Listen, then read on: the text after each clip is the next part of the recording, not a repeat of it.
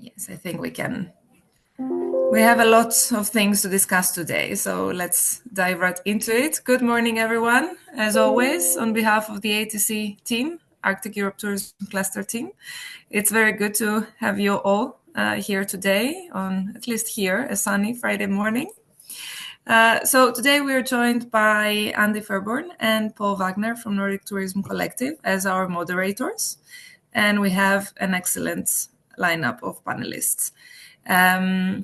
Just a quick reminder for housekeeping, the webinar is being recorded, as you can all see, and then the material is going to be shortly added on Basecamp, so you can rewatch it or share it with your teams. Also, you have a feature here where you can ask questions. So if you have any, please don't be shy. Just feel free to drop them in there, and then we will do our best to try and reply to them. So yes, with further ado, I leave it to Paul to start with the French market for today. Super. Thank you very much, Alexia. Good morning. My name is Paul Wagner, and with my colleague Andy Fairburn, we're delighted to bring you the first webinar this morning out of 3. This is on the French market. You might see a few extra panelists arriving that will be joining us later, but the ones that you can see the lovely pictures of, those are the ones that we'll be discussing the French market with. And we've got a great panel here today. We've got our Nordic expert, Carola Martin. Good morning, Carola. Good morning. And we have Sergio Baldacchino. Good morning to you. Good morning. Nice to meet you. And Sergio is from 66 degrees north. And then we have Jan Oriel. Good morning, Jan. Good morning, everyone. And Jan is joining us from Scanditour. And we have Audrey, I think, already with us from Quartier Libre. Good morning, Audrey, if you're there already. Otherwise, you'll be joining us shortly. Okay, probably joining us shortly. Okay, without further ado, I'm going to pass over to Carola, who's going to give us a very short presentation for 5 minutes on the French market and the very important market that it's becoming for the Arctic region. And we're going to share our screen for Carola now, and we'll update you a little bit on what's happening on the French market. Over to you, Carola. Just sharing it. Good morning, everybody. I'm Carola, and I come from Finland originally, but I've been working for 30 years in France and 25 years in tourism, in incoming and in outgoing, selling Scandinavian countries, let's say Nordic countries. And now I'm working as a freelancer and very much also with Nordic Tourism Collective. So I will give you a short brief about the main points in the French market and what we are thinking about doing business with the Arctic regions in Scandinavia, what is important for us. So I think that the main attractions, if you think about the Arctic region, excuse me, Paul, we don't see the slides because we don't have the same appreciation about Finland, Sweden, and Norway when we think about Lapland. I think in France, when we think about Norway, it's not more the fjords, it's more the summer destination. We think about mountains, hiking, fjords when we think about Norway. And from Lapland, then we think about Lofoten area very much, and even Tromsø for hiking. And in Sweden, in Lapland, it's also like more a summer destination, even if it's growing for the winter. But Finland is definitely a winter destination. And when we think about Lapland in the winter, the French think about Finland. And 90% of French people traveling to Finland are going to Lapland. It's only a very small percent that go to the south of Finland or combine the south of Finland with Lapland. So summer is for the research of cooler temperatures and outdoor activities, nature experience. Winter is for the northern lights, for snow and winter activities.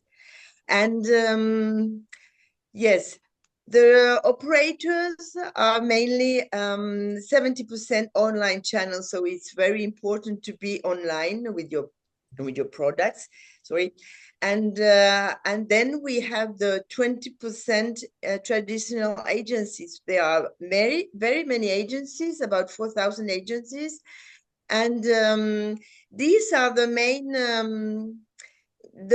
how do you say the main people you have to work to target with your marketing efforts, because these are the experts that are knowing and that are selling you, and that are also showing the way. They are making a tailor-made products so that they know about the market. Yes, next slide, please. So what they have found the last years is that the French people are starting to travel more and more in spring. And then in August. August is still the main holiday month. So August is very important to stay open. If you want to have French tourists in Lapland, you have to stay open in August. This is where the holidays where we put the most of the money, and we are traveling the furthest away. And what they are looking for is, well, really travel nature experiences, like very authentic experiences. Pick up berries, mushrooms, kayaking, fishing, hiking. So nothing very special, but authentic experiences, and personal service is important. And then there is the potential, to extend the seasons to September and October with the Nordic lights. So, well, this is a very good thing. They are looking for the Nordic lights. Yes, so solutions to attract French customers: stay open in August, and then work also for the transport and connections. Well, this is not what you can do alone, but this is what the regions can do, and to be pushed. So because we found in the latest statistics that 36% of the French travelers now, they want not to hire cars, but they want to take public transports. Then to combine the cities with countryside, with nature experience, is very important, and to be visible, and to have communications and direct marketing efforts. The French people want to discuss and have direct contacts. Yes, so the practical ways to approach, there are direct marketing contacts, marketing efforts for professionals, like workshops, roadshows, fan trips. I've been having a workshop 2 days ago, and then we see that there is so much need to have these direct contacts and to have more information about the market, and practical information also. For the client who is buying these services, traditional medias and social medias are important in France. Please, next slide. So when we look at the potentials in France, we see that the Christmas is important and is still growing. People are looking for the cold for Christmas, to have this image of a real Christmas with snow. And this is very much also due to the climate change. And then we have major markets now in Lapland, Finnish Lapland, maybe also in Tromsø, but very many people have already been to the Finnish Lapland, so they are looking for alternatives. And this is why I see that the Swedish Lapland also is growing. It will be growing. It depends on what is supplied there. What are the hotels? What are the transport connections, and so on. The French market has a big budget. We are good customers, but we don't we are not looking for champagne. I mean, they found out in the Finnish Lapland that all the other people were now more mature for luxury, but the French want more authenticity. They want more natural, personal experience and living villages and authentic markets. Yes. So thank you very much for your attention. Super. Thanks very much, Carola. Some great information there. We'll now be discussing with our panel. Good morning, Julia. I just wonder if you could just turn your video in your video on. I don't have camera. Okay, I don't have video. I'm sorry about that. That's fine, Julia. No problem. We can hear you. You can hear us loud and clear. So Julia is joining us, and we'll be answering some of the questions as well, even if you can't see her. That's no problem.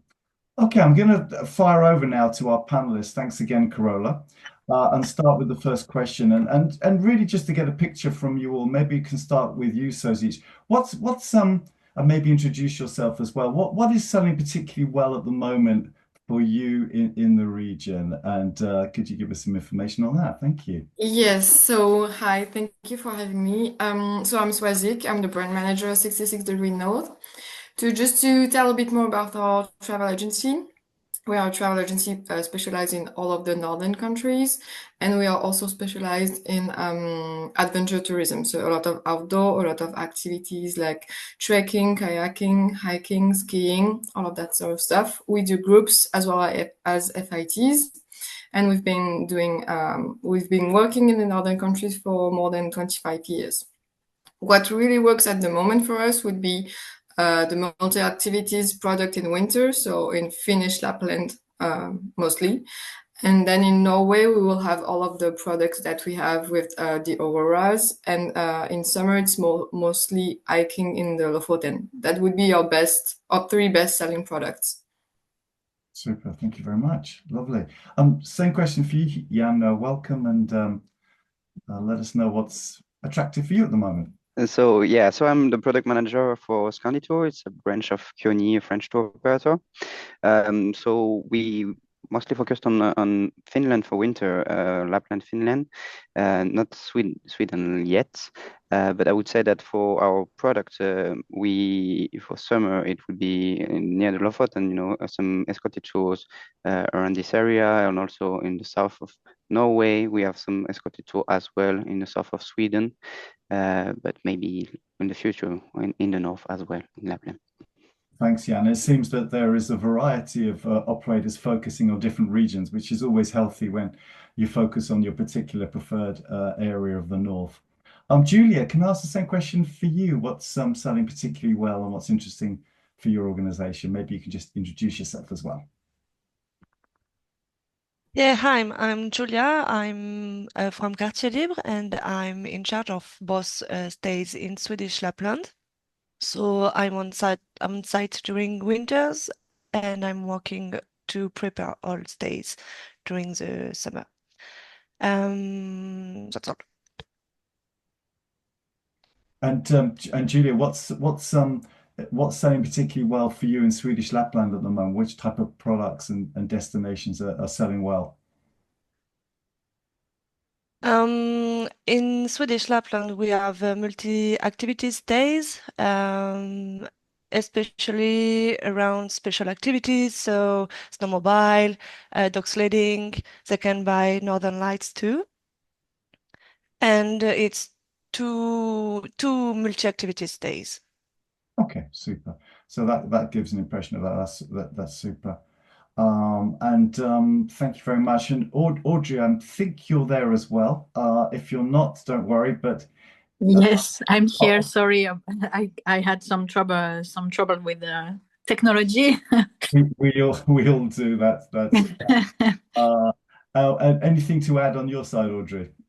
So I'm working with Julia. So I'm from Quartier Libre as well. I'm working on the production since a few years now. So Julia is dealing with Swedish Lapland especially. And we also have escorted tours in the winter time and in the summertime. in the north mainly. So we're trying also to develop this area, but we work mainly on the Swedish Lapland for now. Okay, super. But you're looking maybe to develop in Finland and Norway. Yes. Yeah, super. Super. Jordi, good morning. Just this is the French one, so if you could just bear with us for a little bit, Jordi. Don't worry, don't worry. Okay. Sorry, I'm so sorry. I didn't. Don't worry. I was not pretty sure about the schedule. So what time, more or less? If you could come back at 10 to 10, that would be fantastic. Okay. Thank you very much. Then Super. have a good time so far. Thank you. Okay, great. Can I just ask our panelists about the air access? Are you happy with the potential air access up to the north at the moment? Swezig, maybe something you could let us know your thoughts generally to the. Yeah, it's still limited. It's getting better each year because in the winter we have now some direct flight to Tromsø, but it's still limited. Like we operate our trips in Finland in the national park of Osa, and the airport nearby have no direct flights or sometimes no flights at all. Swedish Lapland, it's even more complicated because Kiruna is getting no flights in summer sometimes. So it definitely could be better, but yes, it works. But I think with more direct flight, more offer, and that would mean cheaper flights and also cheaper products. So it could be definitely something that could help to send more clients, especially in summer. It's something that we want to send more clients to Sweden and Finland in the summer, but the flights make it very difficult. And I think that's very important that you brought that up, because this is one of the key points actually, is that if there is the potential from certain markets, you need that flight access, because I understand that when they have to change flights in one of the capital cities, if it's in Stockholm or Helsinki, it doesn't have the same draw as a direct flight. Is that a big difference for your clients in terms of needing that direct flight, or will they accept going via Helsinki or Stockholm? One stopover is okay, but then depends also on the airport that they land in. Because if you're still like 3 hours away from your final destination, that's also a thing. Because in Finnish Lapland, if you land in Oulu and you want to go to Osa, that's still 3 hours transfer.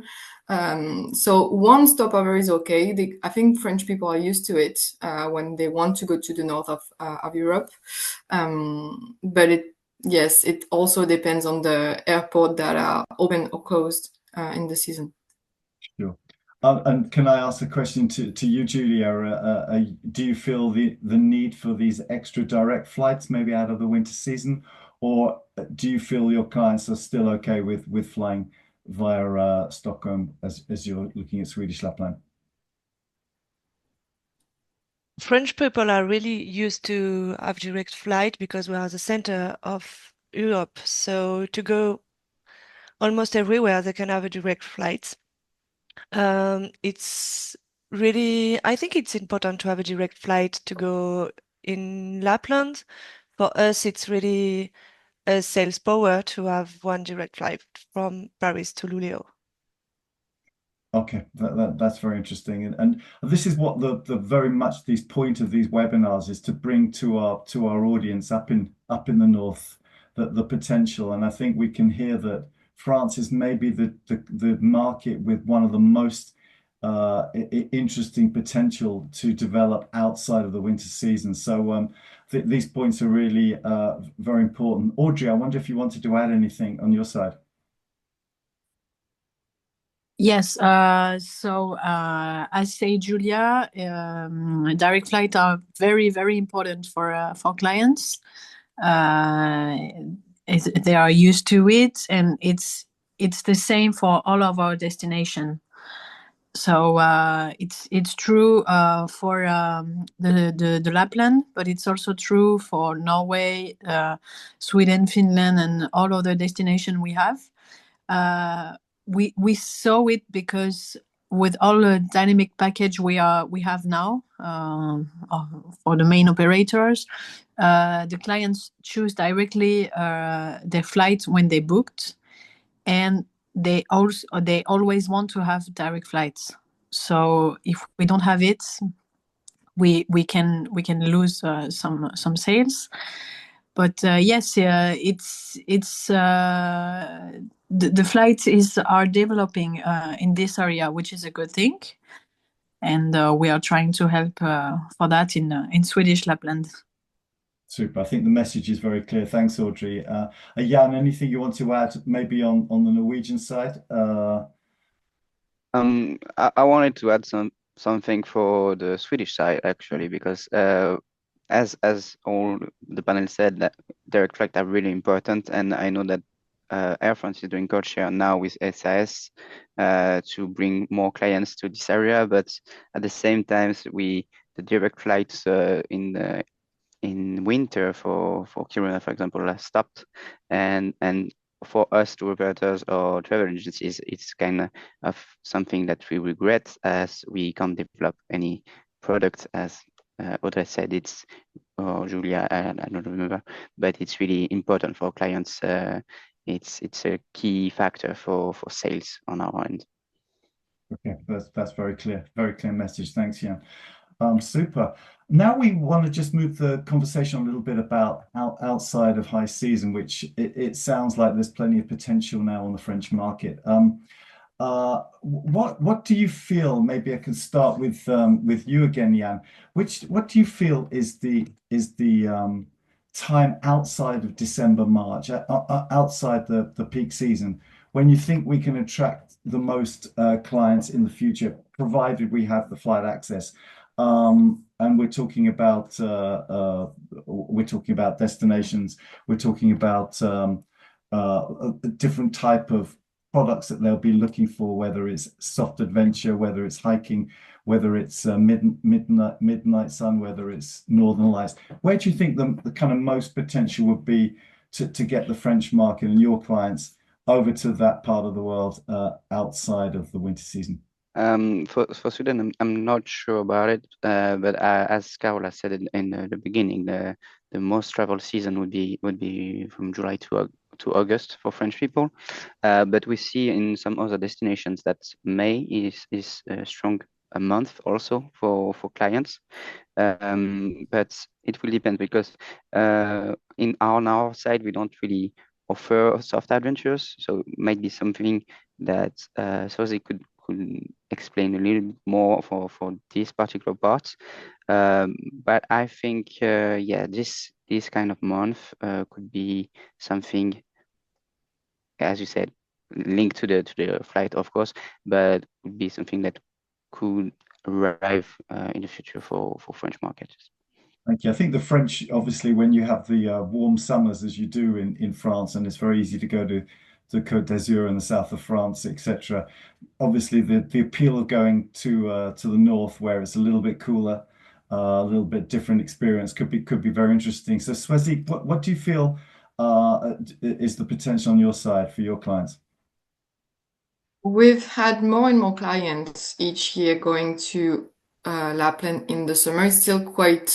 It's still very cold, but we're getting more interest, so that's good. But it's still not as much as Norway for Sweden and Finland.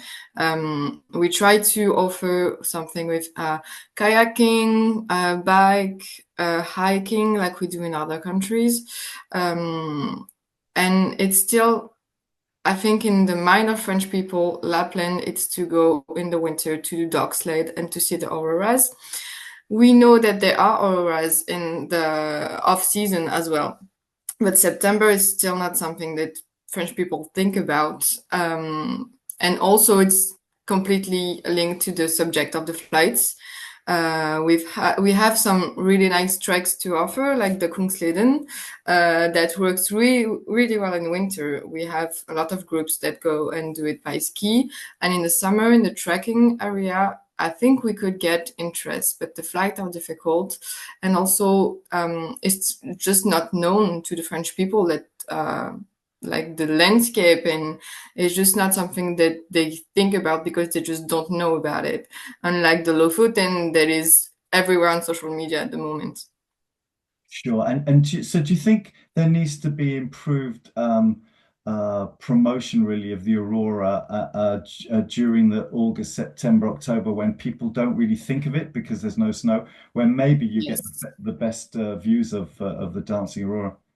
Yes, definitely. I think we need to see more image of auroras without the snow, auroras with the fall colors and with auroras with the midnight, not the midnight sun, but with the long days. That's still something that, I mean, it's the perfect mix, but it's just something we don't see. So we try to work a lot on that because we have our own hotels in Finland, so we need to fill them up.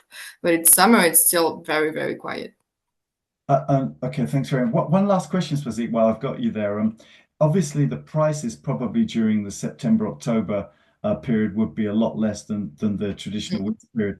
Is that a big attraction also for your clients, that if it would be much cheaper, they would go up there? Or do you think the price is a little bit less important in this area?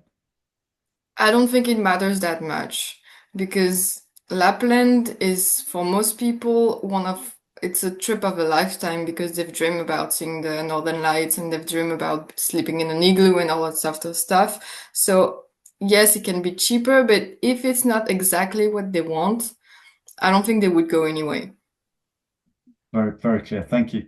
No, that's just what we need to clarify. Thank you very much. And Audrey, can we ask you the same question? Where do you feel the potential is outside of the winter season? I totally agree with Swazik. I think the clients are keep in mind that they go to the Swedish Lapland in the winter time because they are looking for snow and snow activities. I remember talking with someone who doesn't know the destination, and he was sure that in the Lapland we had snow in all year round. So you can imagine that the clients are like the same. So they don't imagine the destination without snow. So it's quite difficult to bring them here on the off season. In my opinion, I think the fall season could be interesting, but we have to work a lot on the marketing and yes, show them pictures without the snow, show them the Northern Lights as well, and yes, have new activities which are different from the winter time. Maybe like cozy things with the fireplace and walk in the forest or something like this. But yes, it's quite hard to sell this destination on the off season, except for Norway, for the Lofoten, for example, but not for the Swedish Lapland at this time, I think. I think it's really interesting because I think this is one of the key focuses of AETC, our hosts here today, is that they obviously want to find ways of promoting the destinations outside of the winter, because obviously winter is doing extremely well in all three areas. So this feedback is very important, and I'm sure there's going to be campaigns and discussions and marketing around how to find markets like the French to come during different times of the year. Julia, just want to do a last question on this. Do you find that maybe the price also, like Swazik mentioned, is not really an issue for your clients to Yes. them outside? Yes, I think so. It could help, of course, but we can see that if the clients really wants to go somewhere, he's ready to pay the price for it.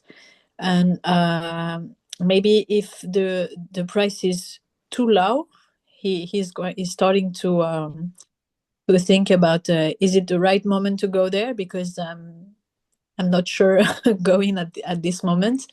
But yes, I think they are ready to pay the high price to go to their dream destination. That's very clear. So it's kind of, for the French market, that this part of the world is really niche and once in a lifetime. Yes. So they don't expect it to be a kind of a good deal to go up there during different periods. So that's also very clear as well. Thank Audrey for clarifying that. Okay.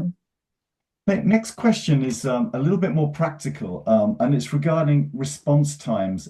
We had a webinar the other day on the UK market, and one of the most important things for them is to get these kind of quick responses to their requests. And I wonder if it's, first of all, I wanted to ask, how much in advance do you need the prices from this region? For example, for winter 25, 26 and summer 26. Maybe I can start with you, Swazik, because you're very experienced in this. How much in advance do you start promoting your tours to the French market? We try to do it a year before. So we're working at the moment on the dates for summer 26. Winter, it's getting even more in advance than that. Sometimes we already have people asking us for Christmas 2026. So winter is getting a lot in advance, but for specific dates like Christmas and New Year's. Otherwise, it's just, yes, 1 year in advance. Okay, very clear. Thank you very much. Jan, are you finding that the same on your side? Yes, pretty much the same as we also do the brochure a year before. So yeah, would be definitely the date to have the prices. And do you feel, Jan, that you're getting kind of good quick response time to your request, or is it ever an issue on your side? It depends. Sometimes it's a little bit later, but we have deadlines, so we have to get the prices anyway. And sometimes, if for the brochure we could do some estimate if we don't have the prices, but it's really important to have the prices really early, and most of the market are doing it. Good to hear. Good to hear. Audrey, Julia, can I come back to you guys? How do you feel about the prices and how much in advance you need it for your products? Yes, it's around 1 year before. But yes, in the winter time we try to have it earlier more. We are starting to work on the 27 prices now. So yes, in the winter time, I would say as soon as possible we need to get the prices, and for the regular tours, 1 year before departure. Very clear. Thank you very much. I think it's very interesting to, but you don't, Audrey, have any sort of delays or any problems with quick responses to your request when you have later ones? Sometimes it can happen, but I think like everyone. But with the experience, we can easily get like approximative prices, and we still can work like this. And it helps a lot to get the prices before. And yes, but mainly we get the right responses when we want. Excellent. Well, I think our audience would be very pleased to hear that. So the French market are getting some nice punctual responses. So that's really nice to hear. Just one general question before we get to the questions that we're getting from our audience, and just to say to the audience, please put your Q&As in now. We'll have a few minutes still to get through them. But regarding generally from your customers, maybe Jan, I can start with you. Do you feel that there is a growing interest in kind of nature and kind of dream holidays away from the busy destinations that we see in Southern Europe? Is there this sustainable feature of your customers that they want to get away from it all and start to have a kind of sustainable experience rather than the traditional sitting on the beach? Yes, we see those kind of shift in clients. For example, we develop lots of products with railways and cruises around Norway, for example, and those products worked really well.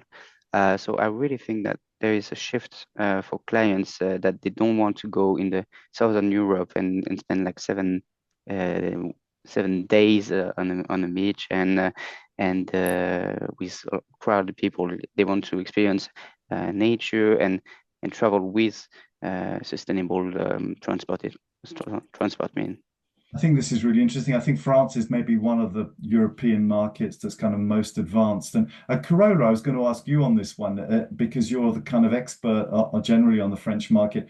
Do you feel that maybe the French traveler and I think you're quite far ahead on your sustainability journey in France in terms of really wanting to look for holidays where you can have very low carbon offset and really make a difference with your holiday rather than traveling on a flight and indulging in other kind of experiences which are very different. And that makes obviously our Arctic region very attractive. So do you think this is a trend that we will see growing on the French market? Yes, definitely, I think. And I just met one agent who came by train from a workshop in the north of Norway. She came all the way from north of Norway by train. She's working on slow voyage, slow trips. And these kind of agencies are now coming up and growing because there is a demand for these kind of trips also. So I think that, yes, all what is public transport where you can combine trains, buses, and also like minibuses if you cannot, but not people don't like to hire cars as much as before. So I mean, or auto tours like this is, I think, a little bit less demanded. Another thing is that they are also afraid to drive in the north. Maybe it's a question is far between the cities, or in the winter it's cold, or the climate is not appropriate. So sure, no, but that's really interesting to hear, and this growing demand for this kind of holidays will really, I think, resonate with our audience today. And Swazik, are you feeling the same movement in terms of people really wanting to do something different, to really go for the kind of slower tourism, to really appreciate the trains and electric vehicles and everything else that's associated with more sustainable traveling? Yes, well, we only do nature and adventure tourism, so we didn't really see a switch, but the train product that we put like 2 years ago have a really high request. We can really see that people want to use the train. We have some people that also, some clients each year that they don't want to take the plane to go on vacation, so they just go to Norway by train. It takes them 2 days to go, 2 days to come back, but they really want to do it. We have a lot more each year. We have more clients like that. And yes, we have also sometimes some requests for electric snowmobile, electric boats, electric cars, not that much, but yes, there is definitely awareness growing. That's something that is in the heart of all of our products. We really want to have a positive impact as much as possible. And that also translates in more interest in meeting the people, more authentic experiences. More people want to sleep in guest houses, have maybe encounters with local people, and that's something that is also connected to a slower approach to tourism. We take the time to travel, we take the time to meet the people and not just see the sights. That's why I'm sure you're getting lots more requests and demand for your product. That's the way that I think the French market are really, really interested in this type of tourism. Do you use the Arctic route, the coach service during the winter? And would it be interesting for you to have that product out of the winter season as well, where you can travel through the Arctic region during the whole year on a regular bus service? We have a product, but it's in summertime with the buses. Okay. But we don't have something that is that goes to Norway and Sweden. We don't have like combined countries yet. That's not something we have a lot of requests for. What works at the moment would be going using the trains to go to from south of Finland to Lapland, the train to go to Stockholm to Kiruna. It's going south to north. That is really something that people like. More general in the country, so going from the big cities up to the Yeah. Okay, brilliant. And maybe finally for you, Audrey and Julia, what's your thoughts on this and the switch towards more sustainable trips? We have an increase of requests for sustainable holidays for sure, but I think it's pretty hard to say in the winter time, as we have like 2 flights of one with around 100 people arriving for each flight, so it doesn't really help for the sustainable holidays. But I think the clients just want to participate to the local life. They want to have a local experience. So maybe through this way they have a sustainable products, and it's easier to do it in the summertime, in my opinion, because we have like smaller groups going there, and as we said, we have electric boats, we have activities, outdoor activities as well, and we also ask to our guides to talk about the ecology as well, with small reminders. Do not throw away things outside. Do not leave your prints behind you. So it's still important for us, and it seems that our clients are happy with it. And we have like a chart that they have in their travel documents with all the reminders, like a to-do list and do not do list as well. So it's starting to be something for our clients. Super. Thanks for that. And one question we got from our audience is from our colleagues up in Sami, Destination Sami. Is the Sami experience something that's interesting for your clients in particular? Yes, sure. They want to discover this culture, to talk with them as well, and they have the feeling they are sharing something very special with them. For example, in the Swedish Lapland, we work with Sami directly, and we have a person who talk about his real life. I mean, it's not like touristic things. He's talking about his real life, and the clients have get this feeling as well, and it makes the difference for them. Sure, and I think that authenticity is really key, and I think the Sami experience, whichever destination you are in the Arctic, will always be a strong one for the French market. Yes. Mm-hmm. Thanks very much. Next question we've got is from Stefani. Would we say the French tourists are tick the box, done once in a lifetime type of guests, or more repeat customers? That's an interesting question. Can I maybe put that one out to you, Jan? What are your thoughts? Would you say French tourists are once in a lifetime up to that region, or more repeat customers, or a bit of both even?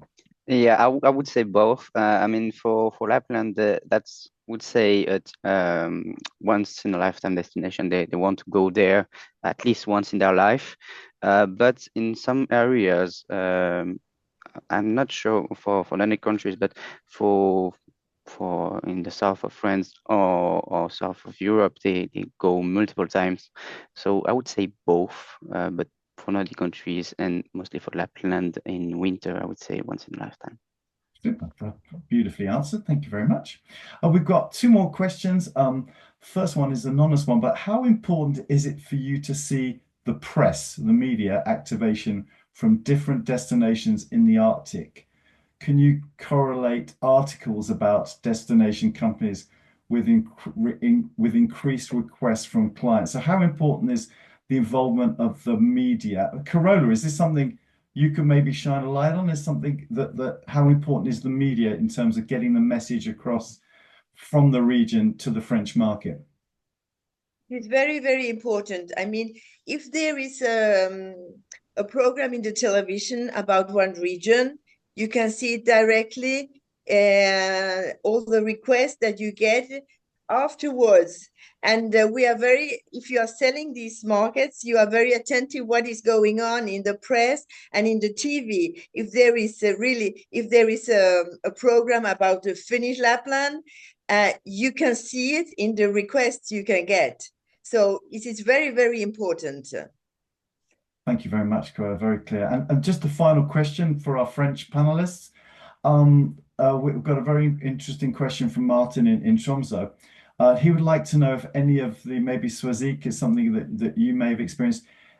Do you have any requests from people with disabilities when traveling? So those that maybe need the accessible tourism journey. And is it something you would maybe offer into our region? So any thoughts on that one? We have a few, but I think our image is, I mean, people with disability wouldn't choose an adventure tourism agency, I think. I think we would not be the first choice, but we have a few, and we try to, we usually make them an FIT. We treat them as an FIT, not as group, because our group is walking, trekking, so it's difficult. Depending on the disability, we can make them join the groups. Maybe if it's something with someone that is deaf or someone that is blind, we can adjust. But if it's anything that has to do with mobility, we would maybe make them a tailor trip so they can we can contact each hotel and see if it's accessible. But it's not something we are specialized in, and we don't have a lot of requests. No, interesting. I think that Martin has a phenomenal organization in Tromsø where they specialize in winter activities for disabled customers. And I think it's something that maybe will get more and more known. I think it's an amazing product that he's offering. And I think it's a sort of slow burner. Carola, do you want to have the final word on that one? Yes, I mean, maybe I'm personally very interested about this question, but I still have direct requests for these kind of things, and Martin can get in contact with me because I have a request for this one. And I think that, well, there are agencies that are very special, not very specialized, but very attentive to these kind of questions, and that do tailor-made trips for these kind of clients. And yes, if you have these kind of products, please communicate about it, because you will always find customers. Thank you, Carola. We'll put you in touch for sure, and thank you very much for that. And Martin also wants to add that obviously it's not just the winter activities that I mentioned, but also all year-round products for disabled customers. So that's really interesting that this product is now available in the region. Okay, I think we're just going to be focusing a little bit towards Spain and Italy very shortly. So I just wanted to thank our French panelists for some fantastic information and great input to our audience. Thank you so much for joining us. And we hope to see you soon. We'll definitely make the recording available to everybody. Alexia, is anything you want to say to our lovely French specialist panelists before we go? Here is the unmute. Absolutely. I think it has been very, very interesting, and you have given us a lot of insights. We can already see it from the questions that people have taken a lot of your feedback and would like to know more. So thank you for taking the time and for sharing your expertise with us. And I think we will be, well, in touch for more questions in the future. Fantastic. Thank you so much. And thank you all for, again, fantastic preparation and really, really good questions. You're super welcome. And it's all because we had a fantastic French panelist. So thank you so much for joining. If the audience would like to just maybe grab a coffee before we're online with our Spanish guests and our Spanish experts shortly. So that will be at 10 o'clock Norwegian Spanish time and 11 o'clock Finnish time. So we've got 10 minutes before we start the Spanish one, and my colleague Andy will be taking the reins on that. But thanks again for our fantastic French panelists. We really appreciate it. And thanks for showing that the French market has so much potential to the region. And we'll see our French colleagues soon. And see you all at 10 o'clock, 10 minutes. Thank you. Thank you, everybody. Thanks a lot. Thank you, Carola. Thank you. Thank you very much. Thank you. Bye. Bye. It's good to see both familiar and not so familiar faces today. As you know, the Spanish market, it's very close to my heart from my past, let's say. So I'm very, very curious now to get some more updates and see how things are going. And I think there is so much potential for the Spanish market in our destinations. So let's see if I'm right in that. Okay, that's right. Well, let's crack on then. So welcome Johan. Good to see you again. And good morning to Javi and good morning to Jordi. So I think what we'll do, perhaps we'll start with an introduction as to who everybody is. That's probably the easiest way. So my name is Andy Fairburn. I'm from the Nordic Tourism Collective, and we work very closely with Alexia in northern Norway and bringing this session to you.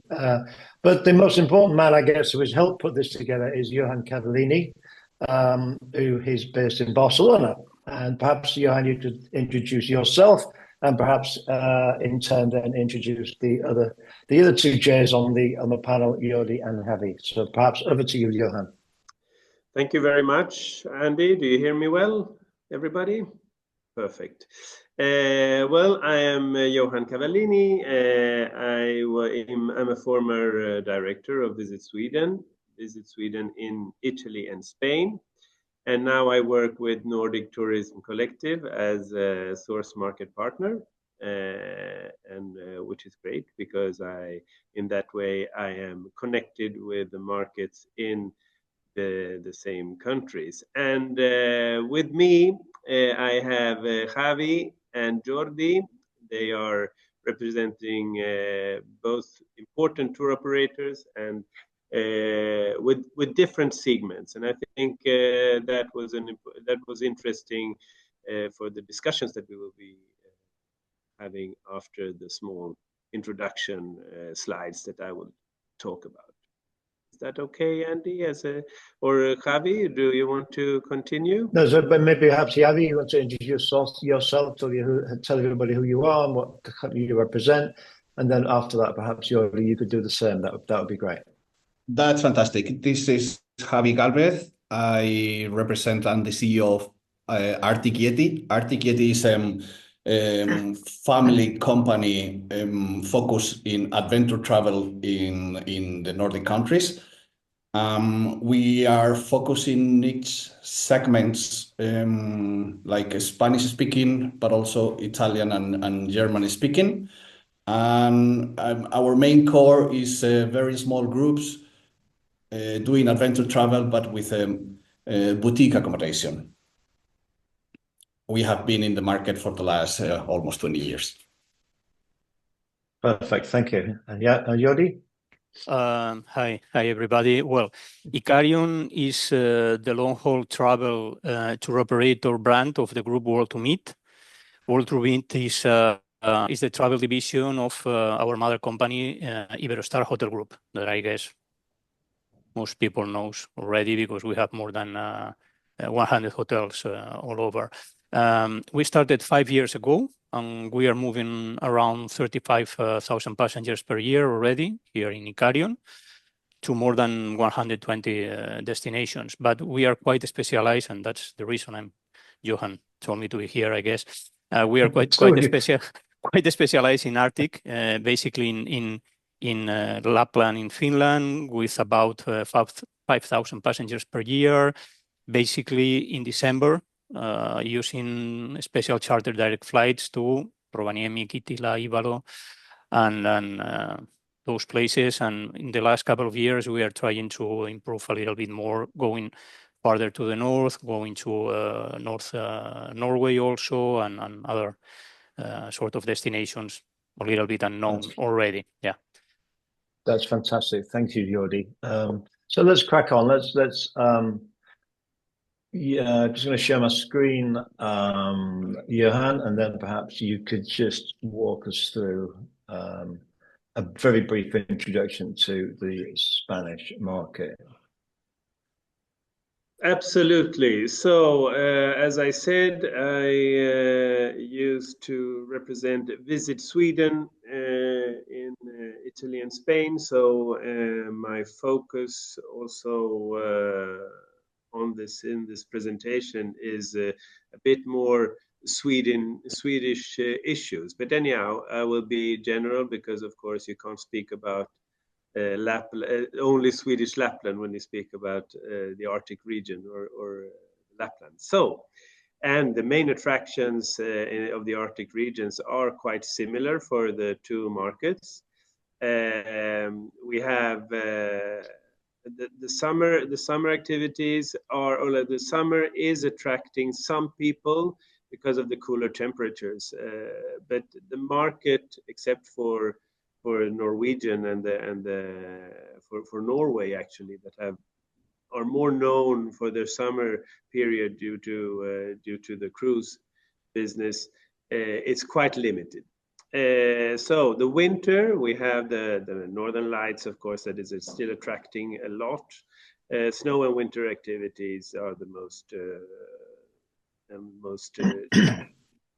demanded things, and people want to do more and more activities. Quite tight schedules when they come up. The alternatives are increasing. I understood from Jordi that they are looking for other areas. I'm a bit more unknown, which is a trend because some areas are getting quite congested. 90% of the Spanish people visiting Finland are going to Lapland in winter. So it's a very strong weight on the winter side.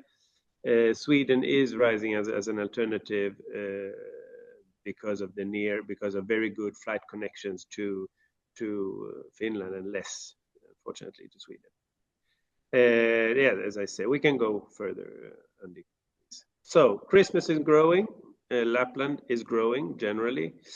Northern Lights still a strong reason. The spending is good, is quite high for the area.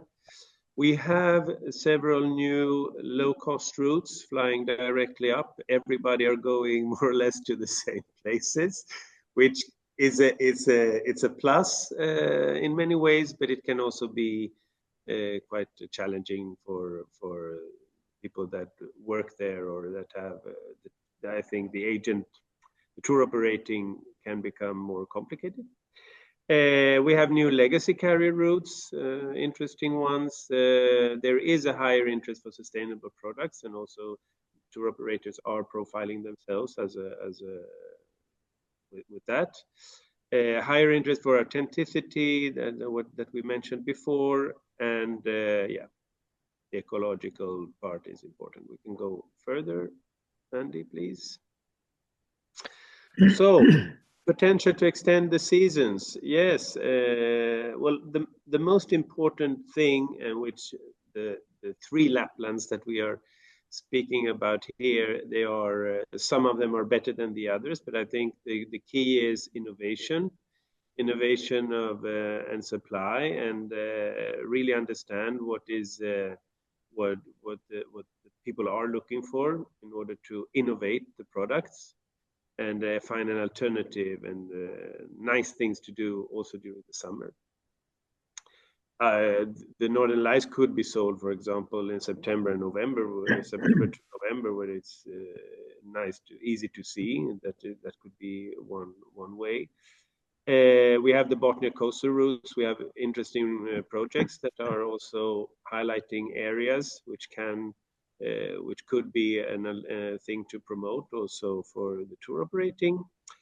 And the general idea is that poolcation will increase, but when will the market actually start? Maybe Jordi and Javi can answer a little bit more on that.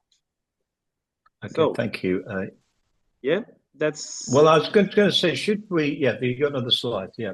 Oh yeah. So no, nothing. Spain is very important for Finnish Lapland wintertime. Is the third one in worldwide actually during December. But in general, it's the numbers from southern Europe are increasing in all the Laplands. Yeah, I can sum it up like that. Excellent. So, do you want to talk about? We've got the same participants watching. Do you want to just say a word about Italy because the markets are similar-ish? I don't know whether we could pick this up when the Italian panelists join us, but maybe you could just run through a couple of. Is there anything there you want to pick out particularly, Johan? I think we should wait with this, Andy. Actually, Okay, you can fine. go back That's no with the yeah. You can leave it on the one before. Okay, fine. All right. Well, we'll stop the share and we'll go into it. So that's very interesting. Thank you, Johan. I mean, I think the message which comes across very loud and clear is that it's a popular destination for the Spanish market, but it's very seasonal, and it's very much a winter destination. So let's ask a couple of questions, and let's throw a few questions to our panelists. So perhaps Javier, I could start with you. I mean, how's the Arctic going at the moment? I mean, how's sales? I mean, what's popular? And I guess the other thing would be interesting to know is sort of how far ahead does the Spanish market think in terms of where they're making their bookings if they're considering traveling to the Arctic on a vacation? What's the situation in your organization? Right. This of course have been changing in the last few years, but as an average, I think I can very solidly say that the Spanish travelers are very late bookers in general. So the window for booking is quite short if we are considering just the peak season, and we have to make sure that our sales are conducted. Of course, most of them on that period, but we should also think about shoulder seasons or low season where we can make an impact, right? But it is true that mostly in the last 3-4 years, the Arctic is attracting more and more Spaniards, and that's probably because of the difference that we are used to in this warm country, going to colder and exotic in a way countries like we are talking about in Lapland. And it's maybe this sense of untouched wilderness that we are having in these areas that we don't see in these places. But it's also, I think, all this climate change, we see the Arctic very sensitive in climate changing, and we can see this sustainable and conscious travel that is growing in the Spanish market, and probably the Arctic region is a signature for that. So can I ask you? I go back to you on that. Can I ask you a question? So I don't quite follow what you mean by that. So do they see the Arctic as a unique exotic destination, and as a destination which is perhaps probably more affected by climate change than other destinations? So are they going there because they want to experience something that they don't get in Spain very clearly? Or is it they're going there? What's the motivation for that? I don't quite follow that. I can say that there are two clue factors on that. One is that, of course, climate change it's an emergency that we can see here, but it's hugely everywhere in social media and so. And when we hear climate change, the Arctic is the first that comes to our heads. So unconsciously, that's a marketing for the Arctic in Spain, at least. That's one thing. And the second thing is because we are starting to be a little bit more conscious about sustainability in Spain, that as a general rule, we were not before, and we are starting to be. So we see the Arctic as the first region that we need to visit before the biggest climate change come. Right. Okay, gotcha. So I'm going to stick with you, Yavi. I'm sorry, I'll come back to you in a second, Yoni. So is it a trip of a lifetime for Spaniards? Is it a what? A Yes. trip of a lifetime. It would is. be. It would be considered that. It is. You know that also Spaniards are quite price sensitive, and sometimes when we talk about trip of a lifetime, we are talking about longer trips, like trips that we are saving money for a long time, and then we finally do it, right? Sure. But I think that in these regions is actually shorter trips, what our country choose mostly. So I will say 4 or 5 days is the main for us, at least, is the main request that we have going to the Arctic. But it is even 4 or 5 days, they are looking for things that they will only see once in their lives, whether that's the Northern Lights or whether that's the icy cold temperatures and so on. But it is considered as a trip of a lifetime, even if they go and just visit, Santa Claus. It's a trip of a lifetime for them. Fine, excellent. Okay, thank you, Yodi.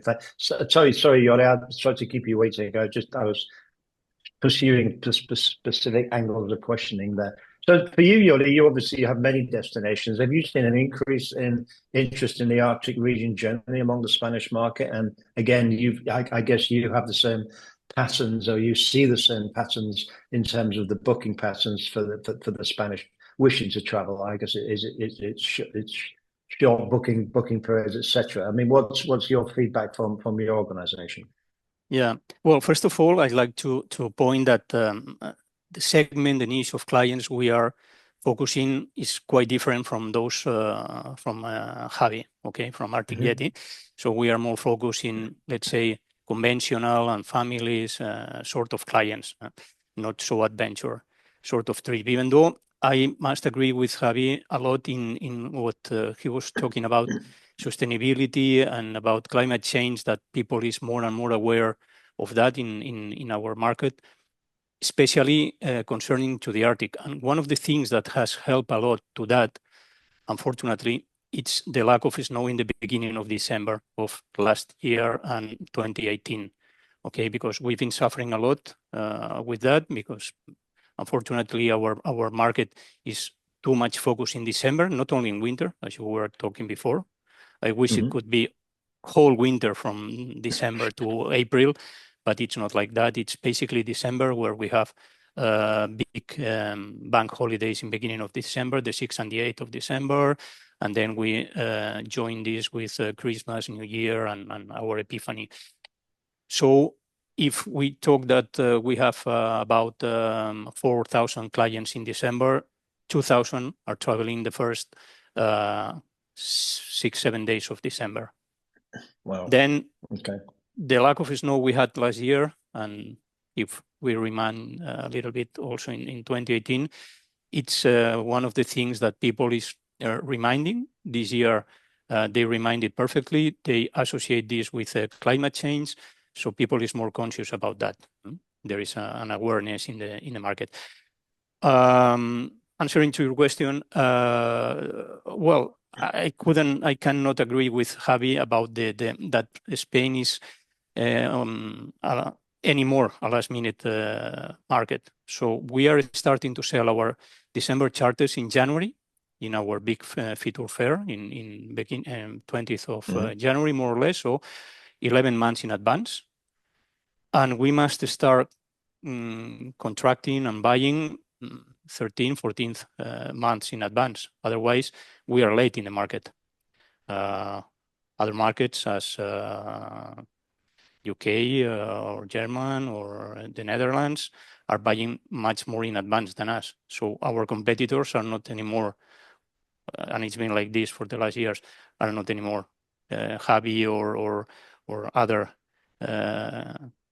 tour operators in Spain, but other tour operators abroad. So if we need those beds in the Arctic, we need to buy them long in advance, and that's why we have several years ago, we have started to convince the clients that they must, if they want the better or the best packages, they must, or let's say the best quality, price for quality packages, they must buy this long in advance.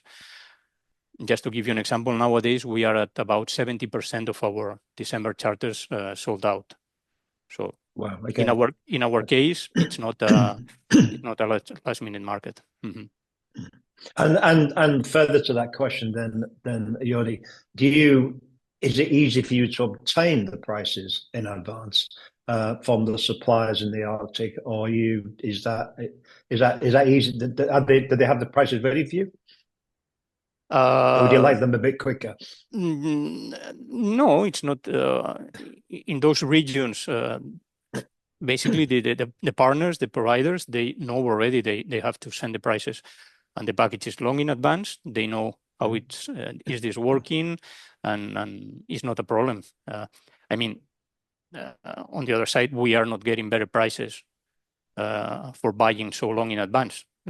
Maybe we are getting more bets. That it's also a challenge, but not better prices. That's and I agree totally with Javi that Spain is a very sensitive price market, and prices in the Arctic. Well, this maybe deserves another webinar, but prices in the Arctic are growing too fast and too much compared to other destinations, and that's an issue for us. That's a problem for us. Okay, maybe we might take that separately, Jordi, because that's a big subject as well. But it's interesting. It's good that you're at least getting the supply and you're getting the sort of the confirmation that you could actually contracts and you can do everything in advance. What about flights? I mean, in terms of flights from Spain, is that obviously there's lots of the charters over the winter. I guess, is there a feeling, Javi, I'm looking at you, do you need more? Is the flight access adequate? Is it too Madrid centric, etc.? What's your general feeling on the sort of flight situations from Spain?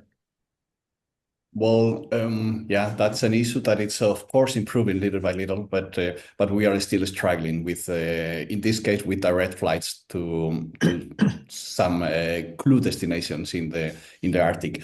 We mostly use hubs farther south, like Helsinki, also Stockholm, and so on, or even Copenhagen, and then we have direct flights, of course, in the peak season during winter, or larger operators like Jordi. They of course can.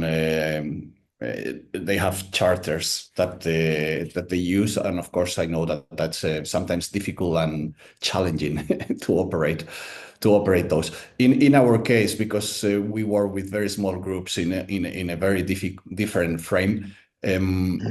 We will of course appreciate to have more direct flights to this destination, which is not the case at the moment. But generally, I mean, just interestingly, on the French market, half an hour ago, because Paris is essentially in more central in terms of Europe, the use of direct flights everywhere. So the fact that the more reluctant to do changes in Copenhagen or Helsinki, whatever, they're looking very much for the direct flights. But the Spanish market is prepared to fly via Stockholm or via Helsinki. There's part of getting to the Arctic, I suppose, is what you're saying. I guess that's because we're used to it. That's the only reason. And there has never been other option apart from, of course, in the peak season there are some direct flights that we are of course using, but also even in Spain, I mean, the main hubs that we are using, I mean, the main departure points are the same, are Madrid, Barcelona, or sometimes Malaga, or even Valencia. But yeah, it's a limited frequency that we are having, and it is okay with, at least with our customers, because they are educated to know that traveling to the Arctic it's like this, basically. Okay, fabulous. And so let's talk a little bit about seasonality, because obviously you're very concentrated in terms of your business, which you just described very very clearly. But in more general terms, obviously the situation in the Arctic region is that they would like to extend the season, and they would like to have more people in the summer or in the what we would call the shoulder seasons. How realistic is that, Jordi? Is that something that you perhaps could see the Spanish market buying into in the future? And if that is a possibility, what do you think the suppliers should be looking to do in order to extend the season? Perhaps not across the whole summer, but at least extending it into the spring and into the autumn. Is there anything that you'd like them to perhaps think about? Well, actually, we've been trying to push travel outside the main season for years. It's something I've been doing here and in my previous company already. But the reality is that Lapland is about 5 hours from Spain, flying in a direct flight. So if you fly through Helsinki or Stockholm, it's 7, 8, almost 1 day. So it's much longer than many other markets, as UK or Germany or the Netherlands. They have 2 hours and a half, 3 hours maximum. So here, the main issue is not about what the suppliers can do there, because at the end of the day, if a supplier can give us the hotel for free, let's say, almost, or reduce the price a lot, or give the activities at a really low price, the price of the flights is an stopper. And though in winter, the Arctic region don't have, or we could say they don't have any competitor. In summertime, it's completely different. Germany, Switzerland, Austria, all those countries are competitors of the Arctic areas in summer. So obviously, you don't have reindeers there, you don't have Santa Claus, but you can do a lot of activities if you focus on trekkings, on the lakes, etc. And flying there is much cheaper, shorter, and easier. So it's not only about winter that we need more flights, more direct flights, and we have this problem, this issue here. It's also about summer. So interesting. That's an interesting observation about the flights, which is something that I was aware of, but I didn't realize it's quite an interesting part of the equation. I guess that's the same for you. It's in terms of, but I mean, you're more activity focused. Is there perhaps more of an interest, perhaps, in going to the Arctic region in the summer or the shoulder, because it's the ideal time of the year in which you can do activities without getting too hot or too cold? I mean, is that something you're mute, Javi, before you start speaking? Yeah, it's I mean, the winter, of course, is the peak season for everyone, and that's something that it's not something that we as a company have been developing, but the whole marketing of the Arctic is actually pushing travelers in winter more than in summer. We actually do have quite a few trips in shoulder season, but also even in summer that are developing really, really, really well. One of the reasons is maybe because we have less competitors in those periods, but they do work quite well. I would like to point also can you give us an example? Could you give us an example of that? I mean, just in very general terms, what does work well in the summer?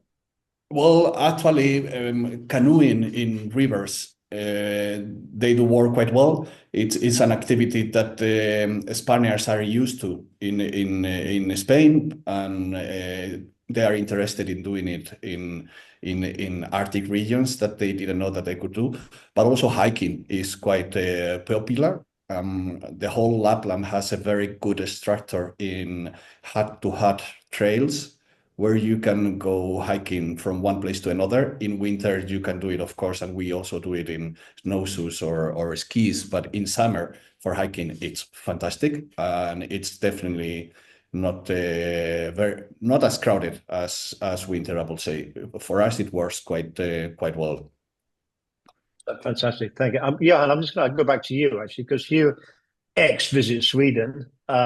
So even in your days when you visit Sweden, developing and looking at seasonality must have been a big question mark for you guys. what was your thinking at the time, and perhaps with your contacts now, in terms of what's the feeling in terms of the need or the requirement, or what needs to be done to extend the seasonality, perhaps to get more people to the south of Sweden in the winter and get more people to the north of Sweden in the summer? But I guess that was a conversation that went round and round and round during your time. Have you got any observations you'd like to add to this?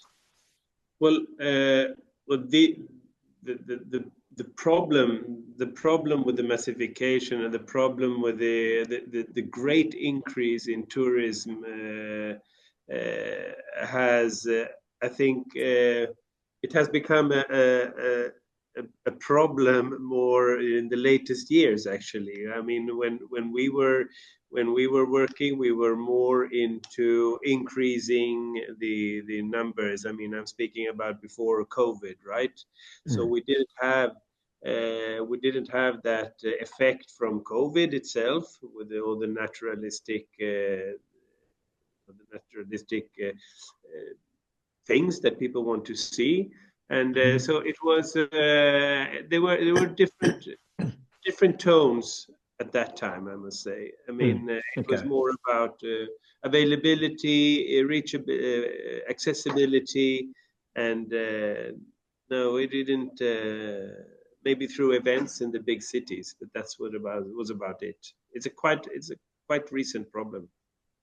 Okay, no, that's fine. And we've got some questions in the chat, so we've just let's see if we've got any specific questions for Spain. That's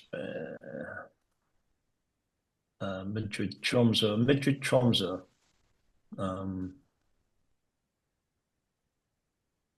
Yeah, that's fine. And I guess the market for the Spanish market is pretty much it's a mono destination in terms of, do you get people who want to do more than one region within the Arctic, or do they just go?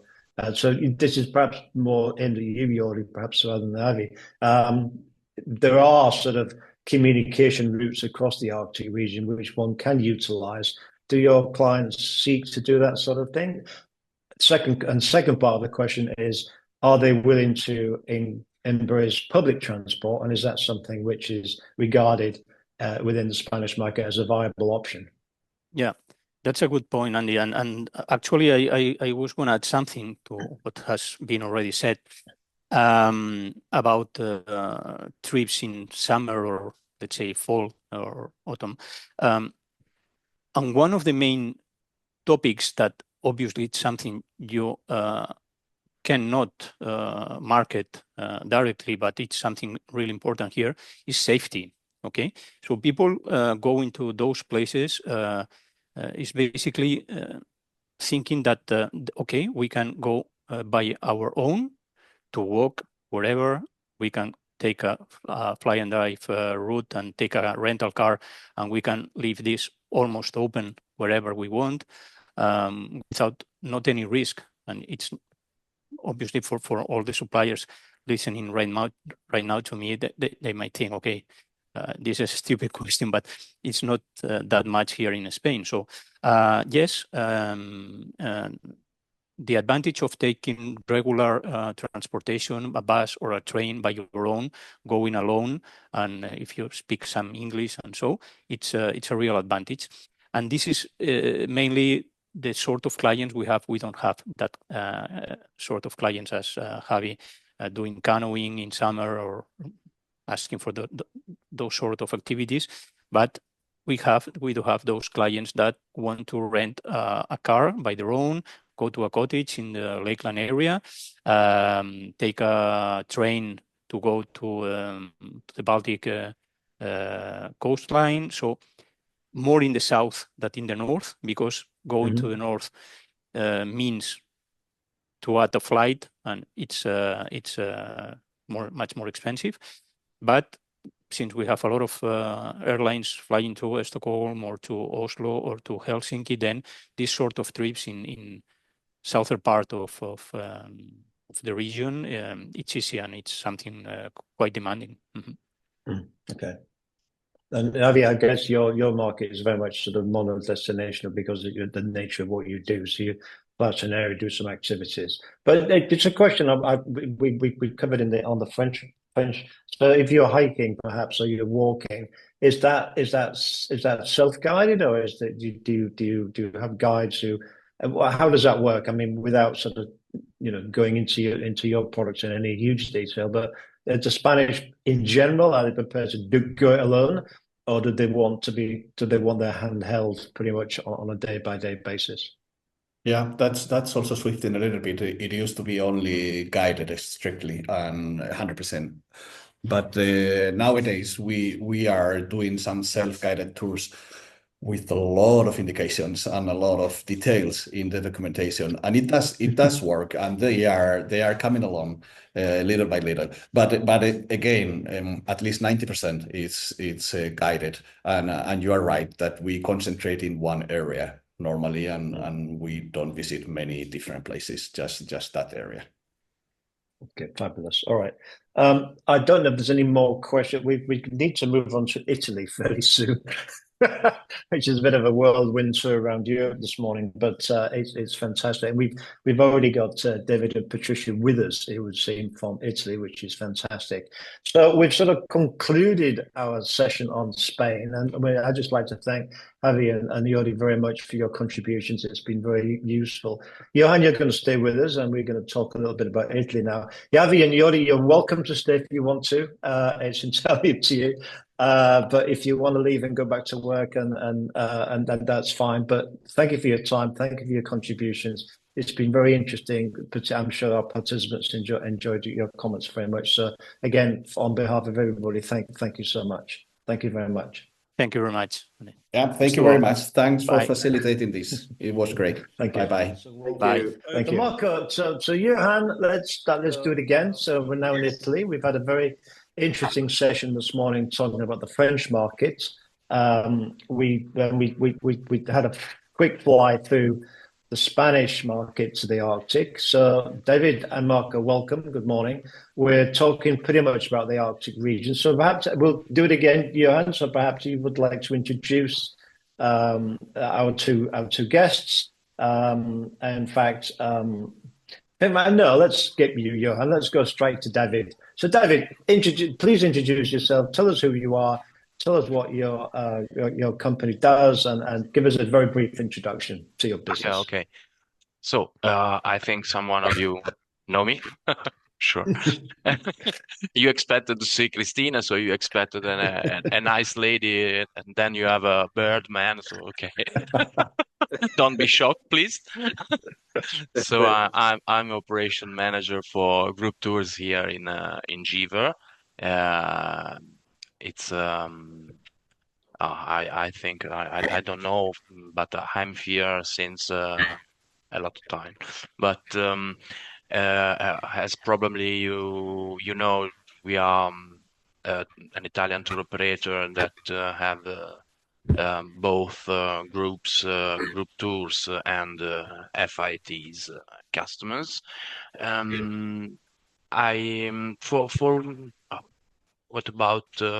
What to say about us?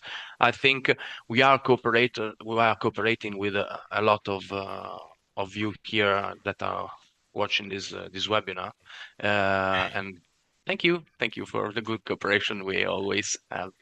But anyway, as I told, we have both group tours in summer. A lot of years ago, summer was our core business, but now we have no difference from summer and winter, because we had a lot of group tours and FITs, obviously, in winter too, especially in the Arctic. In fact, we have a lot of passengers for I don't know, especially for Northern Lights in winter time, and for obviously Santa Claus. So with Rovaniemi, as you probably know, we have our charters, so our direct flights from Italy. We had our charters from Milan to Tromsø since 2017 or 2016. I don't remember, but it's a lot of time, both in winter and summer. We had the charter chain in summer too for 4 years, and then so you know us. Okay, suppose. that's great. May I just sneak in a second, Andy, before going into Marco? The thought. Please do. The thought of I've done more or less the same thing as with the Spanish. We have Davide that represents Given, that is more the big player on the market, and then we have Marco from Terre Polari, which is more Articchietti type with the smaller groups and maybe more. But I will also. I'm looking forward to hear what Marco has to say from Terre Polari. Thank you, David. So Marco, maybe just if you could hear us, if you could just maybe just give us a very brief introduction to your company, that'd be great. Of course, I represent Terre Polari. We are a tour operator based both in Italy and in Spain. If you like you say that we are specialized in Nordic regions, only the Nordic region. So the small groups, we have small groups of maximum 8. So not big groups. We are like specialized in active tours. Our main focus active tours. So we have different activities like hiking, trekking, biking, kayaking. This is like the main focus of our tours. We are fantastic. Specialized like especially in Iceland, in Norway. South and the north of the country, Rivland also like that. But we have, and we work all year long. So we have weekly departures in summer, of course, but also in winter, in autumn, in spring, all year long. So this is our main focus. So small groups, active tours, many different activities. So like also multi-adventure activities. Tours, and these are main focus specialized also in the northern countries.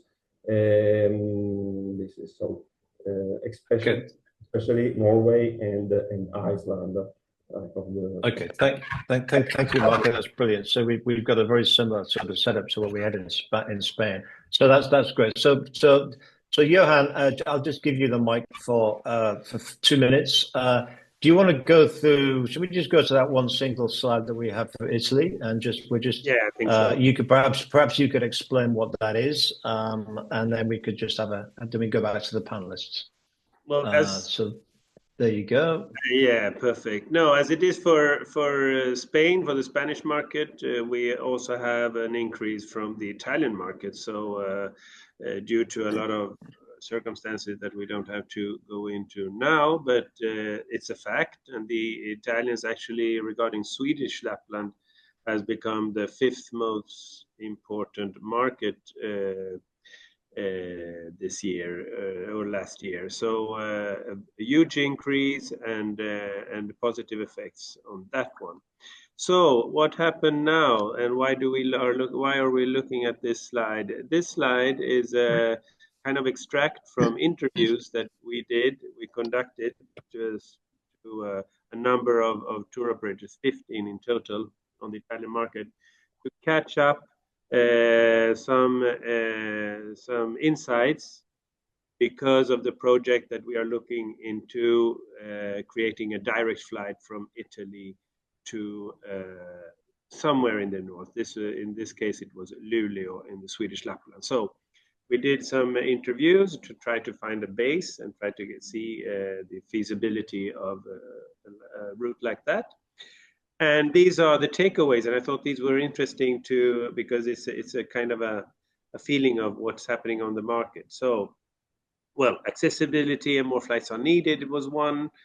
The period begins with December 6th to 8 is an important date also also in Italy, but let's say that Christmas, New Year, and until late March is all it's all an important period with a small decrease in February.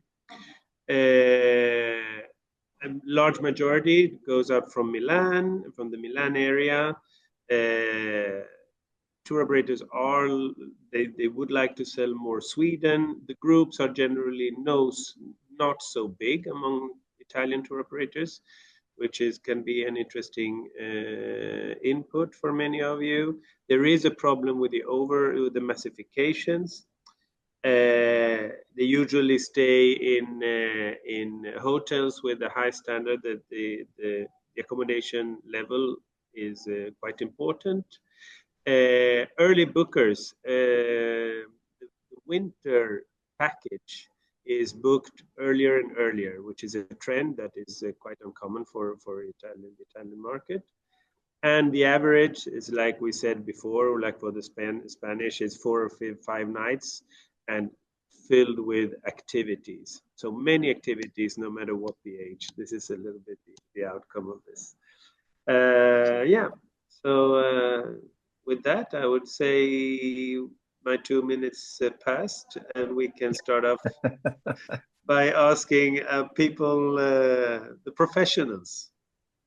Yeah, that's that. Thank you, Johan. That's very interesting. So I think it's clear that the theme that was just coming around time and time again is really two things. One is the booking period. So you said that the Arctic particularly books in advance. Is that because the Italian market regard a trip to the Arctic as more of a once in a lifetime trip, or is it something that they would perhaps go back to again and again? So perhaps I'll start with Patricia, but I'm going to change your name to Marco.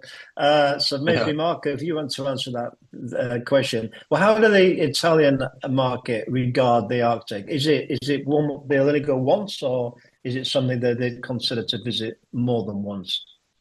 Yeah, we have several clients that like to repeat it when they want to go to Norway, Sweden, or Iceland. They fascinated by this kind, so they want to back. Maybe if they once go in the summer period, most of them, most of the travelers, they want to come back in the different period of the year. For example, in the winter to see the Northern Lights. We have many travelers that in the summer they go to Iceland. Then in the winter they want to go to Scandinavian countries. Yeah. Perhaps happen very, very, very often. Yeah. Interestingly, I'll stay with you, Marco, because that's just occurred to me. Do you think that if you travel to, say, somewhere in the Arctic region in the winter, you would then be more predisposed to then revisit it at another time of the year? Is that something? Because something that hadn't occurred to me before. But if you're looking to try and attract visitors in the summer, maybe a good place to start is people who have already visited in the winter. Yeah, could be. Yeah. I don't know if I just throwing that out there. I don't know. David, what do you think? What's your view on the Spanish trend to the Arctic? Is it regarded very much as a sort of do it once, or is it somewhere that they would consider going back to perhaps different destinations? What's your feeling? What's your feeling from the market? I completely agree with Marco. For our experience, we have a lot of repeaters. I mean that a lot of customers of ours travel, for example, in summer, and then they want to try other destination, other different places of the destination in other periods of the year. We have about the 50% of repeaters, so it's always someone that want to travel in different season in different places of the same nation. For example, in I don't know, in Finland or in Sweden or in Norway, they want to know better the destination. So we had a lot of repeaters. So I think that that customers could visit the same place. We have some customers that are visiting. For example, I don't know. We had our charter to Tromsø, and we had customers that every single winter went to Tromsø for years. So because it's something I don't know. It's usually you can hear about this with speaking about Africa, for example, but it's the same. I think for North, it's a kind of addiction. I don't know. For me, was the same. Since the first time I visited North, then I became addicted to North, so I have to go. Luckily, I have to go for business and for travel. But both of you, you, David, and you, Marco, you have customers who are prepared to and want to travel to the Arctic region in outside of the winter season. What do you feel?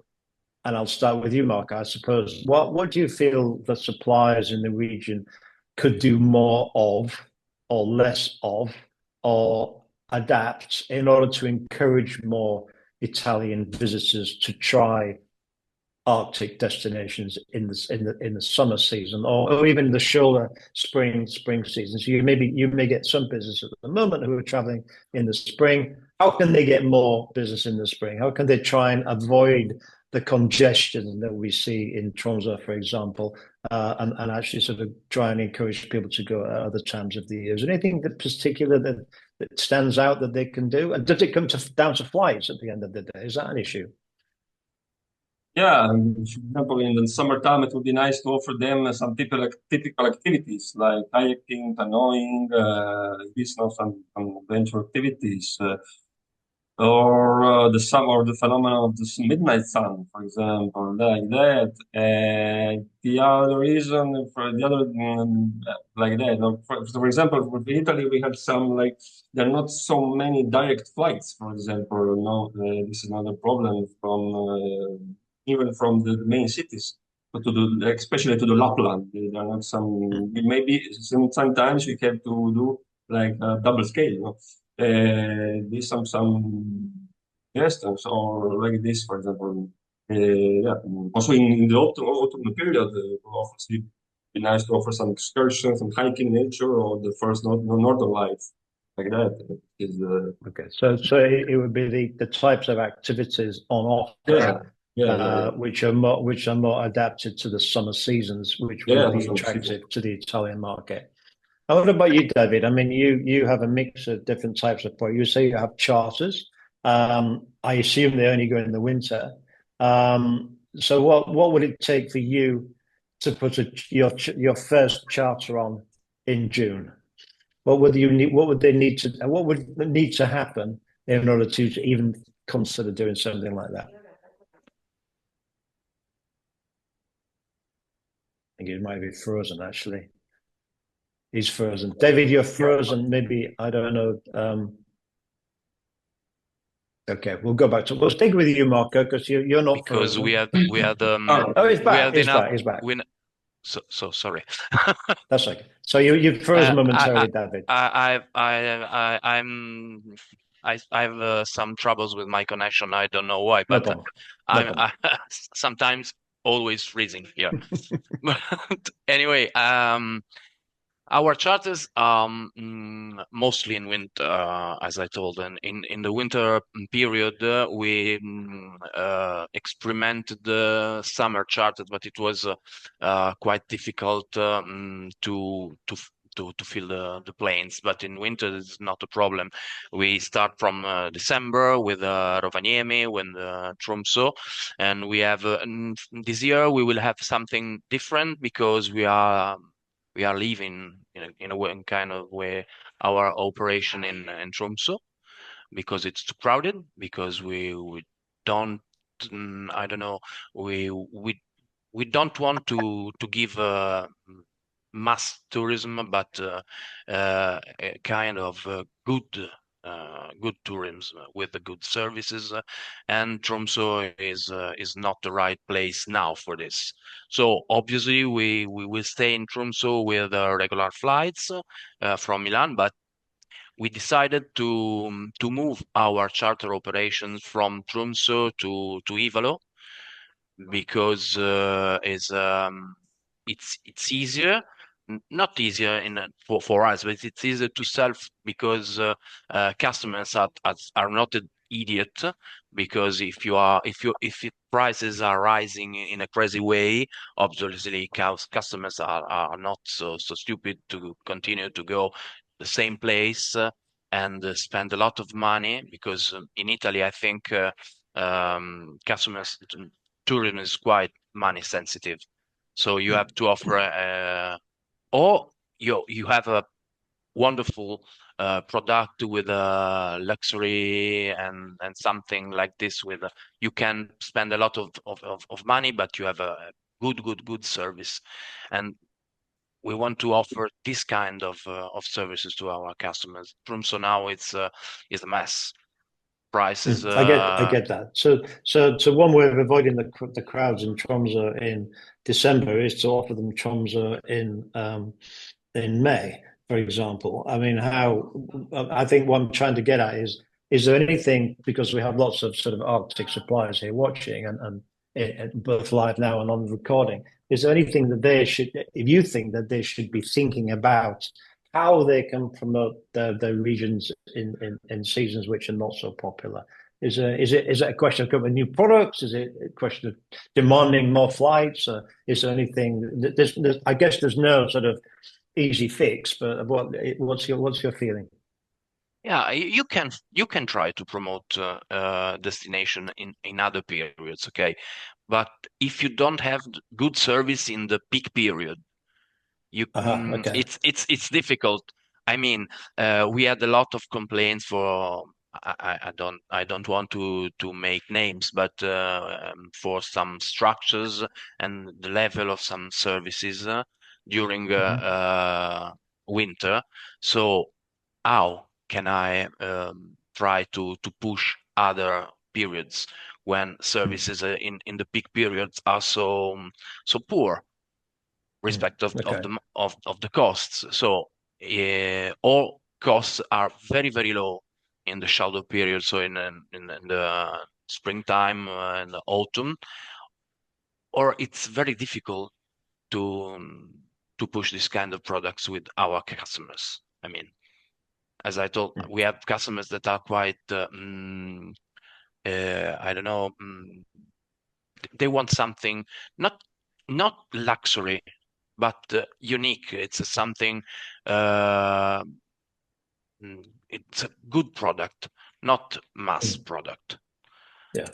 Is it? And I'll jump to Mark on this. Is one of the questions on one of the phrases or terms which came up time and time again, both on the French and the Spanish discussions, was that this notion of authenticity.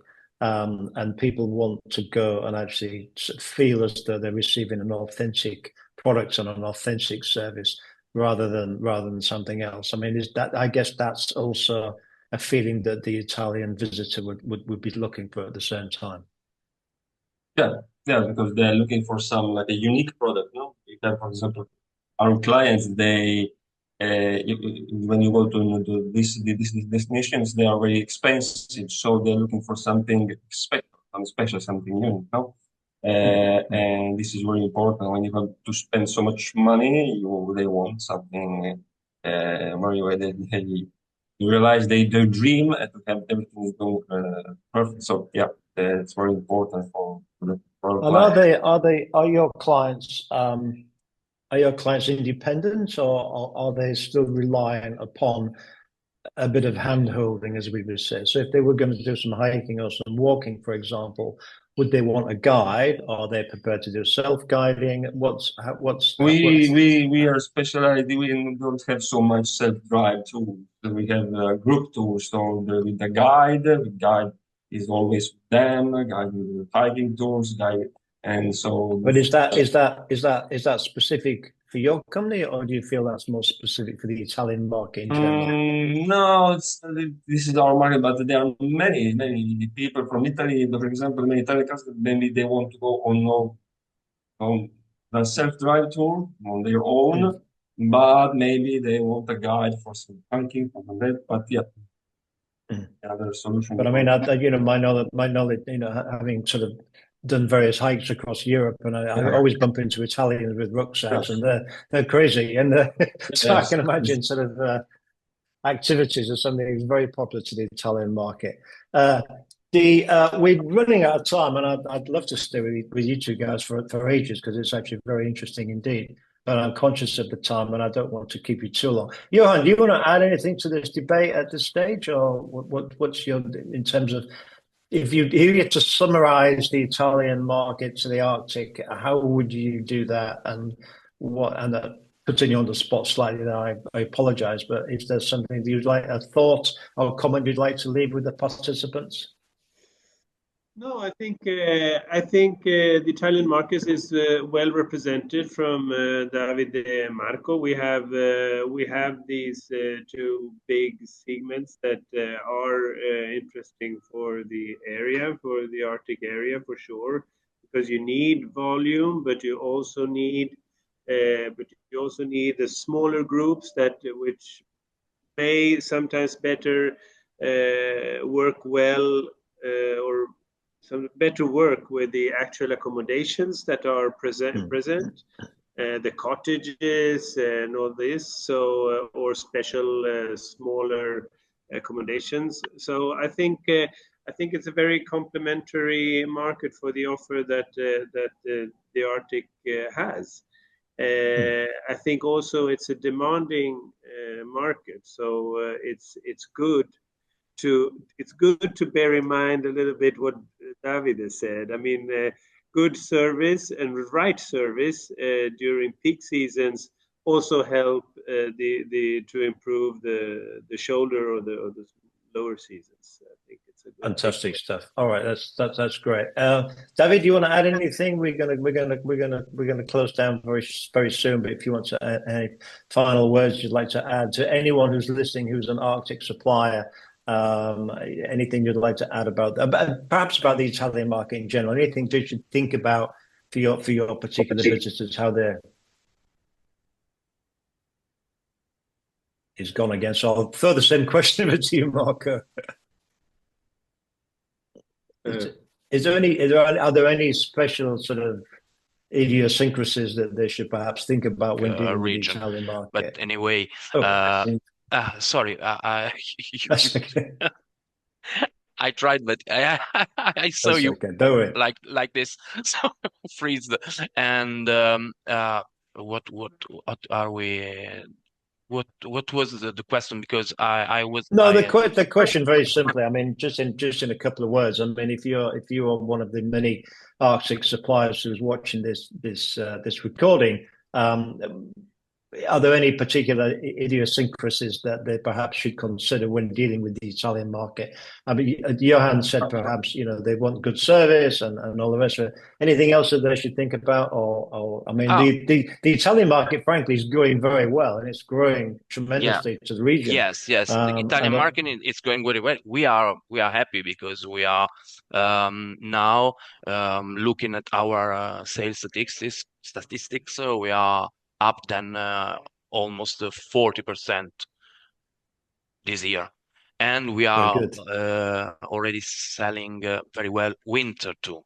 We have about 30% our charter in December to Rovaniemi are already sold, and even if you are not still out with the catalog for winter, we have spoiled our customers with the Ivalo charter, and we are already selling it. So we are happy. Regarding suppliers, we have we have to I don't know. There are some differences because we have a good cooperation with everyone, obviously, but sometimes, especially in the Norwegian area of Arctic, it is difficult to have an answer in short times.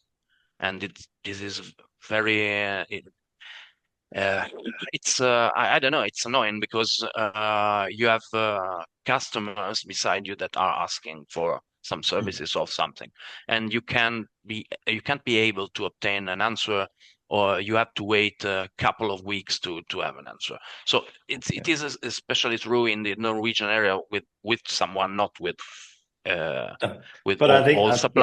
suppliers. It's not the same. It's, for example, in the Finnish area or in the Swedish area, it's easier to have an answer. I think that some places are still not ready for good tourism because I don't know, there are some suppliers that told us it's not possible to organize something because it's Sunday. I don't work on Sunday. Okay, I do, because I'm here to make people travel and enjoy their travels, and it's not important if it is Monday or Sunday or Saturday. So someone told me, "Oh no, I don't work on Saturday. I don't work during weekends." I told someone I needed some time ago. I needed an excursion for our groups, staying in a place during weekend, and asked for a boat tour, and they told me, no, it's not possible. I told them, you make the price. Don't worry. Ask me what you want. I'll give you. No. The answer was no. So sometimes I think that could be more be elastic. I don't know. All right. I know I appreciate that. Weekend is something sacred for everyone. I mean, but when are you working in the tourism sector? It should be. I guess, David, it depends. It depends on lots of factors, but that's very interesting feedback, and we did pick that feedback up from, particularly from the UK seminar. They said similar things about sort of flexibility and response times, which is important because you obviously want to make every sale you possibly can. So thanks for that. And any final comments, Marco, that you want to add? I mean, let's be positive, though. Let's be positive. Let's out of this, I agree with David, because it's true. No, in Italy we have a different mentality. So you have every day you have to you do what you do. But I think, and of course, especially in Norway, it's so something very difficult to have the answers in short time, or the customers are different. Yeah, but we are very happy. There are some things that can be better. There always is, Marco. There always is. That's normal. Exactly. That's fine. But no, I think it's interesting, and I think the Italian market, as indeed the Spanish market, is becoming a very, very important market for the region, and we've certainly seen sort of huge increases in business. So, and that's thanks to you guys and people like you who supported the region and continue to send business. So thank you very much. Johan, we're gonna close things off. Alexia, I don't know if you're still there. If you want to pop up and say hello. Yes, she is. Perhaps yes, she is. So we've finished. We've concluded this webinar. So it just remains, and Paul's back as well. Excellent stuff. So thank you to David, to Marco, especially to Johan and Alexia for your time in organising this. And it's been good fun. It's been very interesting, very enlightening. And I hope the participants and everyone watching has enjoyed the discussion this morning. So thank you very much. And we'll see you all again somewhere. Alexia, do you want to say some final words? Yeah, absolutely. First of all, so many good conversations. We could definitely stay here and talk about this forever. There's a lot of food for thought and a lot of important takeaways. Luckily, there are a lot of things that actually we could fix or improve. So I think that though we heard, some difficulties are existing and we are fully aware of them, the good thing is that we can take actions. And I think also with the project, a lot of the work that is being done on the marketing in the autumn without the snow, on the quicker responses, a lot of things that were brought up with the different markets. We are aware, and there are a lot of conversations on how we can improve the situation. So hopefully, also we don't have operators giving up on destinations or suppliers for that matter, but we keep a tight, collaborations and conversations so we can improve what we can. But apart from that, as I mentioned to Paul in the beginning, Andy, thank you very much for excellent moderation. Really good questions, not the easiest ones. And I think that the panelists did an excellent job in replying very deeply with many, many expert insights. I didn't have the opportunity to say welcome to Davide and to Marco before, but I just wanted to say that it's really, really nice to see you and to have you here. I know you know already a lot of the participants and are active in AETC. Having said that, thank you also, Johan, again. Nice to meet you. And thank you to our participants for being here, for their questions. And well, I hope to see as many of you as possible very soon. That's great. Okay, thanks to everyone, and see you soon. Thanks again. Bye. Bye. Bye. Thank you. Bye. Bye. Thank you. Bye.